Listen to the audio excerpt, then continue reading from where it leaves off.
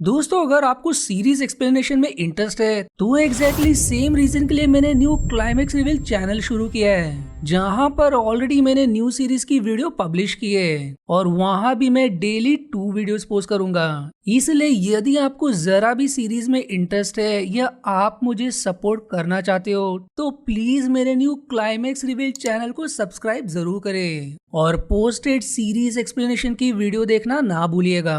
तो चलिए अब शुरुआत करते हैं इस मूवी के एक्सप्लेनेशन से। मूवी की शुरुआत में 3000 साल पहले का समय दिखाया जाता है, जहां पर मिस्र इजिप्ट पर फेरो नाम का राजा राज करता था। उसका एक पदरी जिसका नाम इमोटेप था, वो काले जादू की कला को जानता था और इसके जरिए वो किसी भी मुर्दे को जिंदा भी कर सकता था। इसके अलावा राजा की एक पत्नी भी थी जिसका नाम एंगसुनमुन था, लेकिन एंगसुनमुन राजा से नहीं बल्कि उसकी पदरी से प्यार करती थी और एक दिन राजा को इस बात का पता चल जाता है। लेकिन एंगसुनमुन और पदरी राजा को मार देते हैं और इस बात की खबर सैनिकों को लग जाती है। इस वजह से एंगसुनमुन पदरी को वहां से जाने को कहती है और ये भी समझाती है कि तुम्हारा जिंदा रहना जरूरी है, क्योंकि अगर मुझे कुछ हुआ तो तुम मुझे जिंदा कर सकते हो। जिसके बाद पदरी के लोग उसे लेकर वहां से चले जाते हैं। अब इसके बाद जब सैनिक जैसे ही वहां पर आते हैं तो एंगसुनमुन अपने आप को चाकू से मार लेती है, जिससे उसकी वहीं मौत हो जाती है। फिर कुछ दिनों बाद एंगसुनमुन को फिर से जिंदा करने के लिए पदरी और उसके साथी उसकी लाश को चुरा लेते हैं और फिर उसकी लाश को लेकर वो रेगिस्तान के गहराइयों में बसे एक शहर में आ जाते हैं जिसका नाम था हमूना पत्रा, जिसे मुर्दों की नगरी कहा जाता था, क्योंकि सदियों से यहीं पर सल्तनत के राजाओं और उनके परिवारों को दफनाया जाता था और यहीं पर मिस्र का खजाना भी रखा जाता था। पदरी अब एंगसुनमुन को जिंदा करने के लिए काले जादू की एक किताब भी ले गया था, जिसकी मदद से वो एंगसुनमुन को जिंदा करने वाला था। पर एंगसुनमुन की रूह दोजख के अंधेरों में जा चुकी थी और उसके शरीर के अंगों को निकालकर रपांच मर्दबानों में रखा गया था। लेकिन इसके बाद भी पदरी किताब के मदद से उसे जिंदा करने ही वाला था कि तभी वहाँ पर राजा के सैनिक आ जाते, जिससे एंगसुनमुन की आत्मा फिर से वापस चली जाती है। जिसके बाद पदरी के साथियों को ताबूतों में जिंदा दफन कर दिया गया और वहीं पदरी को होमदाय की सजा सुनाई गई, जो इतनी खौफनाक सजा थी कि आज से पहले किसी को भी दी नहीं गई थी। इसमें सजा के तौर पर पदरी को जिंदा ही मम्मी बनाया गया और फिर उसके शरीर को एक ताबूत में रखकर उसके ऊपर मांस खाने वाले कीड़ों को छोड़ दिया गया। फिर उसके ताबूत को एक खास चाबी से बंद करके उसे मिस्र के देवता की मूर्ति के नीचे दफन कर दिया गया और ऐसा कहा जाता है कि जिस दिन भी उसे किसी ने जिंदा किया तो उस दिन से दुनिया का अंत शुरू हो जाएगा, क्योंकि वो दुनिया पर कहर बनकर टूटेगा और उसके पास सदियों की बेमिसाल शक्ति होगी जिससे उसे कोई भी नहीं हरा पाएगा। जिसके बाद अब प्रेजेंट टाइम का समय दिखाया जाता है, जहां पर इसी धरती यानी के हमूना पात्रा के लिए कुछ लोगों के बीच लड़ाई हो रही थी, जो यहाँ के खजाने को हासिल करना चाहते हैं। लेकिन वो लोग इस बात से भी बेखबर हैं कि इस जमीन के नीचे शैतानी शक्तियां भी दफन है, जो बाहर निकलने का इंतजार कर रही हैं। यहीं पर हमें आर्मी की एक ऑफिसर को दिखाया जाता है, जो एक अमेरिकन होता है और इसका नाम रिक होता है।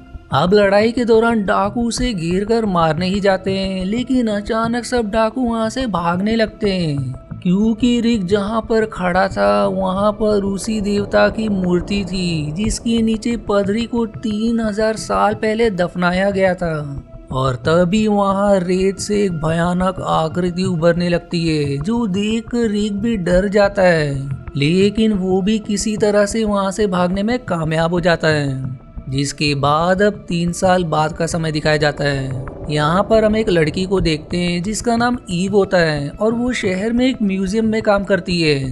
तभी उसका भाई जोनाथन एक बहुत ही पुरानी चीज लेकर आता है और जब ईव उस पर लगे एक बटन को प्रेस करती है तो वो एकदम से खुल जाती है। दरअसल ये पदरी इमोटेप के कब्र की चाबी होती है, लेकिन उन लोगों को इसके बारे में पता नहीं होता।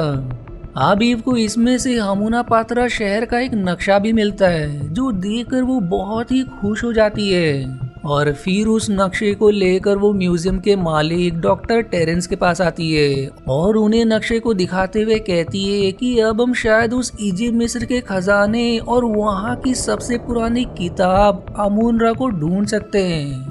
लेकिन तभी डॉक्टर टेरेंस उस नक्शे को जला देते हैं और कहते कि अब तक वहाँ पर जो भी गया है वो वापस नहीं आया है, इसलिए मैं तुम्हारे पिता का दोस्त होने की वजह से तुम्हें वहाँ जाने नहीं दे सकता। पर हमूना पात्रा जाने का ईव का बचपन से सपना था, इस वजह से वो किसी भी कीमत पर वहाँ जाना चाहती थी। इस वजह से उसका भाई उसे ये सच बता देता है कि उसने ये चीज एक शराबी से चुराई थी और शायद वो हमें वहाँ जाने का रास्ता बता सके।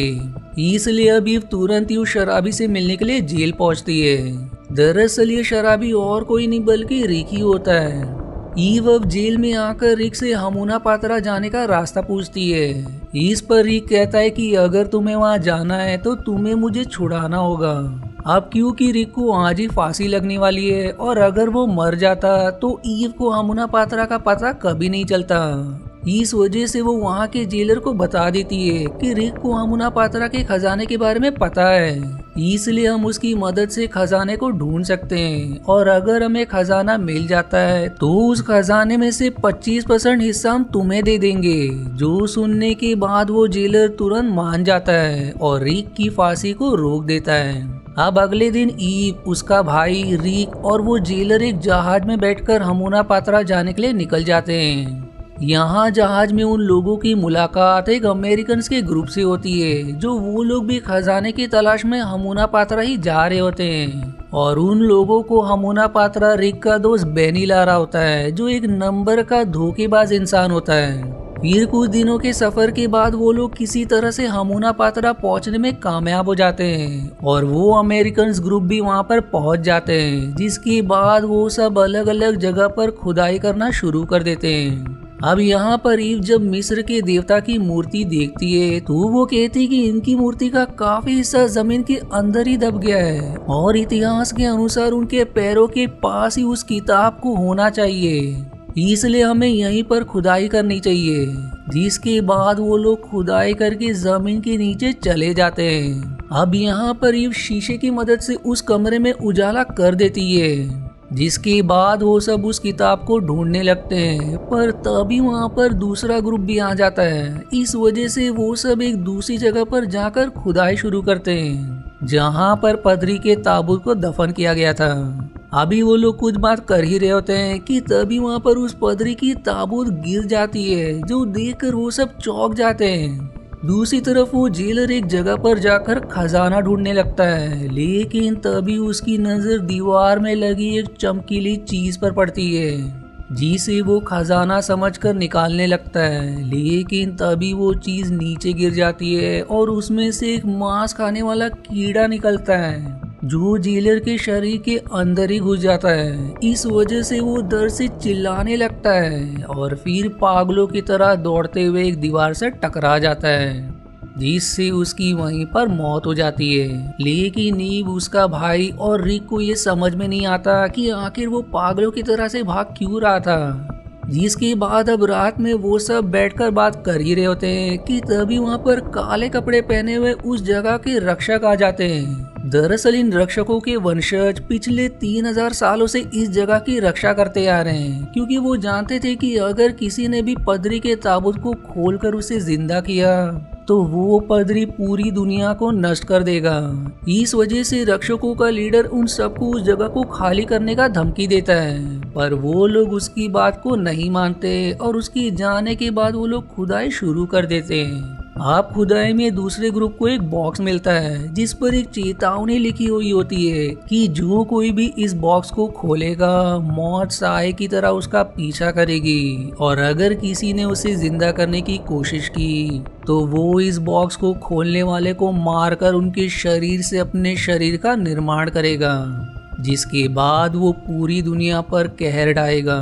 लेकिन वो लोग चेतावनी को अनदेखा करते हुए उस बॉक्स को खोल देते हैं और इस बॉक्स में उन्हें वही काले जादू की किताब मिलती है जिसकी मदद से पदरी अपने प्रेमिका को जिंदा करने जा रहा था। बॉक्स में उन्हें छोटे छोटे कुछ मर्तबान भी मिलते हैं जिसमें अंशुमन नमून का अंक को रखा गया था, लेकिन वो लोग उसे खजाना समझकर ले लेते हैं। दूसरी तरफ ईव, उसका भाई और रिक उस ताबूत को खोलने में कामयाब हो जाते हैं और वो लोग अब उस लाश को देखकर बहुत ही हैरान होते हैं क्योंकि ये लाश 3000 सालों के बाद भी अभी भी गल रही होती है। अब रात होने पर वो लोग वापस से ऊपर आ जाते हैं और यहाँ पर ईव की नजर उस काले जादू की किताब पर पड़ती है जिसे वो धीरे से उस आदमी से ले लेती है, जिसके बाद वो रिक से कहती है कि ये वो किताब नहीं है जिसे वो पाना चाहती है क्योंकि वो किताब तो सोने की है। लेकिन उत्सुकतावश वो उस किताब को अपने पास रखी चाबी से खोल देती है और फिर किताब में लिखी कुछ लाइंस को पढ़ने लगती है जहाँ लिखा होता है कि सदियों से सोया है जो जग जाए वो, जग जाए वो। अब उसकी इतना पढ़ते ही पदरी के मम्मी में जान आ जाती है और तभी वहाँ पर काफी सारे कीड़े और मांस खाने वाले कीड़े आने लगते हैं जिनसे बचकर सब लोग इधर उधर भागने लगते हैं। इस दौरान ईव एक कमरे में गिर जाती है और यहाँ पर वो एक आदमी को देखती है जिसकी आंखों को निकाल कर पदरी की मम्मी ने अपनी आंखों में लगा लिया था। दरअसल ये आदमी भी उस श्रापित बॉक्स को खोलने में शामिल था। अब वो मम्मी जैसे ही ईव के पास जाता है तभी वहाँ पर रिक आ जाता है और फिर वो एक मुर्दे को चलता हुआ देखकर शॉक हो जाता है, लेकिन वो उसे शूट करके किसी तरह से वहाँ से निकलने में कामयाब हो जाता है। दूसरी तरफ मम्मी बेनी को मारने जाता है लेकिन वो उसे मारता नहीं बल्कि अपना गुलाम बना लेता है और कहता है कि अगर वो उसका काम करेगा तो वो उसे ढेर सारे सोने के जवाहरात देगा, जो सुनकर बेनी तुरंत मान जाता है।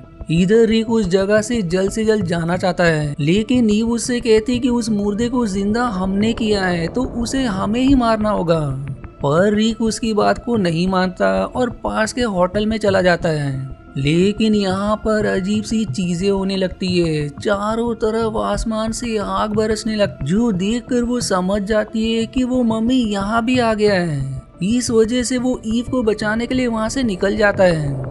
दूसरी तरफ बेनी पदरी के मम्मी को लेकर उस आदमी के पास आता है जिस आदमी की मम्मी ने आंख निकाली थी और अब यहाँ पर आकर वो मम्मी उस आदमी को मारकर अपने शरीर का निर्माण करता है। लेकिन तभी वहाँ पर रिक और ईव आ जाते हैं जो मम्मी को देखते ही उस पर हमला कर देते हैं, पर वो मम्मी रिक को हवा में ही उछाल देता है और जैसे ही वो उसे मारने जाता है तभी वहाँ पर एक बिल्ली आ जाती है जिसे देखकर वो डरकर भाग जाता है। इसके बाद ईव रिक को लेकर डॉक्टर टेरेंस के पास आती है ताकि वो इस समस्या का कोई हल निकाल सके। लेकिन यहाँ पर उसे पता चलता है कि डॉक्टर टेरेंस भी हमूना पात्रा शहर के रक्षक हैं। यहाँ पर वो ईव से नाराज होते हुए कहते हैं कि मैंने तुम्हें वहाँ जाने से मना किया था लेकिन तुमने मेरी एक नहीं सुनी। अब उनकी बातों से हमें पता चलता है कि मम्मी बिल्ली से डर कर इसलिए भागी थी क्योंकि बिल्लियाँ अंधेर दुनिया की रखवाली करती है और जब तक उसका पूरा शरीर नहीं बन जाता तब तक वो बिल्लियाँ से डरेगा। इसके अलावा वो अपने प्रेमिका को जिंदा करना चाहता है जिसके लिए वो ईव की बलि चढ़ाएगा।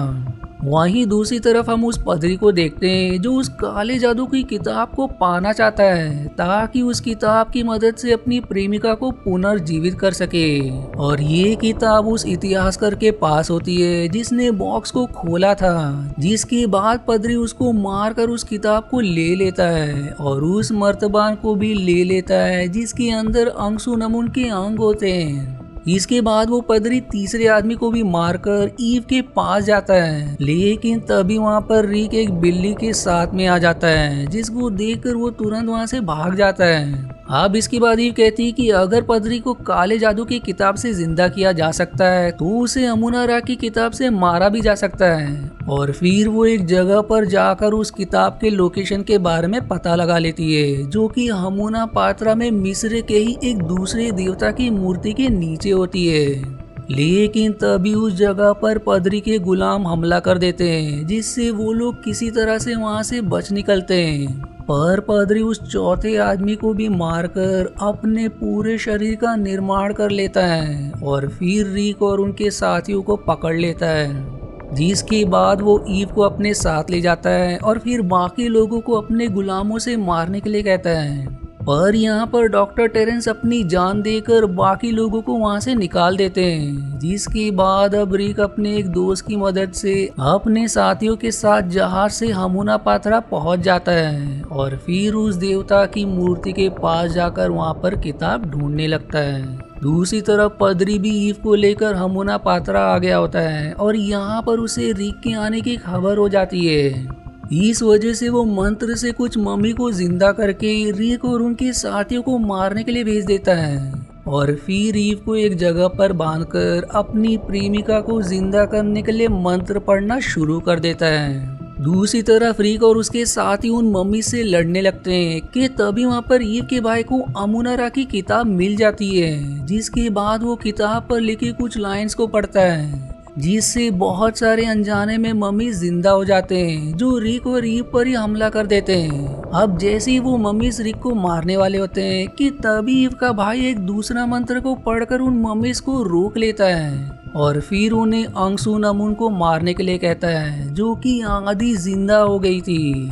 जो सुनकर वो योद्धा मम्मीज अंगसुमन नमून को मार देते हैं, जो देखकर पदरी अब बहुत ही गुस्सा हो जाता है। इसलिए अब वो ईव के भाई को मारने पड़ता है, लेकिन रिक वहां पर पहुंचकर उसे बचा लेता है, जिसके बाद वो पदरी रिक को मारने लगता है। और फिर जैसे ही वो रिक को मारने वाला होता है कि तभी ईव उस किताब को खोलकर उसके अंदर की एक पंक्ति को पढ़ते हुए कहती है कि काल उसे मार ले जा उस पार। अब ईव के इतना कहते ही वहां पर कोई अदृश्य शक्ति आकर पदरी की शक्तियों को ले लेती है, जिसके बाद रिक उस पदरी के अंदर अपने तलवार को घुसा देता है, जिससे उसकी वहीं पर मौत हो जाती है और पदरी को जीवन मरण से मुक्ति भी मिल जाती है, जो देखकर ये लोग भी खुश हो जाते हैं। दूसरी तरफ हम बेनी को देखते हैं, जो खजाने से हीरे जवाहरात लेकर उन्हें कैमल पर रख रहा होता है और काफी थकने के बाद वो एक जगह पर आराम करने के लिए रुक जाता है, लेकिन फिर गलती से उससे एक लीवर दब जाता है, जिससे वहाँ की पूरी बिल्डिंग नीचे गिरने लगती है, जो देखकर रिक और उसके साथी किसी तरह से वहाँ से बच निकलते हैं, पर बेनी उसी बिल्डिंग में दबकर मारा जाता है। अब वहां से निकलने के बाद रक्षकों का लीडर रिक और ईव को उसके इस महान कार्य के लिए धन्यवाद करते हैं, जिसके बाद रिक, ईव और उसका भाई बेनी के द्वारा लाए हुए खजाने को लेकर वहां से निकल जाते हैं और इसी के साथ ये मूवी यहीं पर समाप्त हो जाती है। अब अगर आपको इसकी आगे का पार्ट्स देखना है तो या तो आपको इसका लिंक कमेंट या डिस्क्रिप्शन में मिल जाएगा या तो मैं जल्दी पोस्ट करूंगा, इसलिए मेरे चैनल को सब्सक्राइब करना ना भूलिएगा। और हाँ, प्लीज एटलीस्ट इस वीडियो को लाइक जरूर करें, क्योंकि आपके लाइक और कमेंट की मदद से ही मेरी वीडियो चल पाएगी। और आज के वीडियो में इतना ही। आशा है आपको मेरी एक्सप्लेनेशन पसंद आई। यदि हाँ तो प्लीज वीडियो को लाइक करना और चैनल को सब्सक्राइब करके सपोर्ट करना ना भूलें। मिलते हैं अगले एक्सप्लेनेशन वीडियो में, तब तक के लिए धन्यवाद दोस्तों।